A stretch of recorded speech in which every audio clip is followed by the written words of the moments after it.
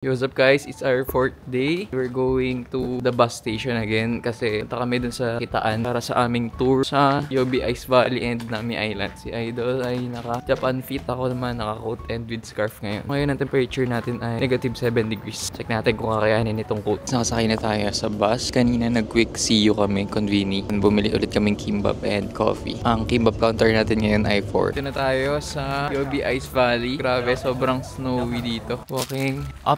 Medyo malamig din pala. Ito yung Ice Valley guys. Pero man-made lang daw yan, sabi ni Kuya Tour Guide. Dinadump lang nila dyan yung mga ice pag ganitong winter. Eh patunaw na. Buti na lang naabutan natin. Ito na, humupa na yung mga tao. Ganda. Para ka nasa fantasy world. Dito tayo ngayon sa wharf.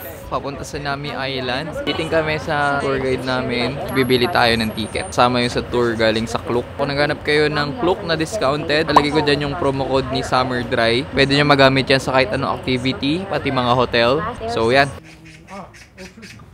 Tara, sakay guys, 5 minutes. Dito na tayo guys sa Nami Island. Ito yung super famous spot dito sa Nami Island. Yung mga madaming may picture. Ganda. Ganda dito sa Nami Island, Bird. Ang lamig. Tsaka naka-relax yung music. Pero mas maganda pa rin yung kasama ko. Apart. May water sled park din dito. Pero parang puro bata lang. Baka meron naman for adults later. Tamang nood lang yung mga ano nila. Mag-i-sled pala kami. Mga ikli lang pala yung pila. So tara, testing natin mag-sled dito kahit maikli lang. It's my turn.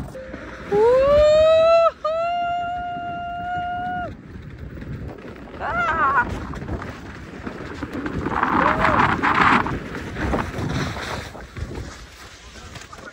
Guys, may peacock dito. Ano, pag-ibawin na natin. Kung napanood yung K-drama dati, Winter Sonata. Ayan, glass bridge daw made of soju bottle and tempered glass na donated by Samsung. Maangas-angas din. Tapos yung tubig dito, frozen. Frozen lake yata. Ano sabi mo? Ito kami guys sa mga ostrich. Ito ang closest encounter ko sa ostrich. Uy!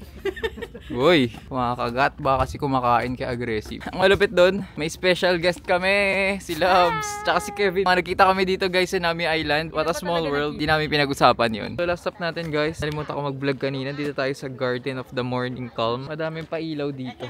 Naglalakad sa maalog na bridge. Grabe. Sobrang alog. Parang tutamba ka. Ayun, si OA naman. Ganito kaganda guys. Maganda naman.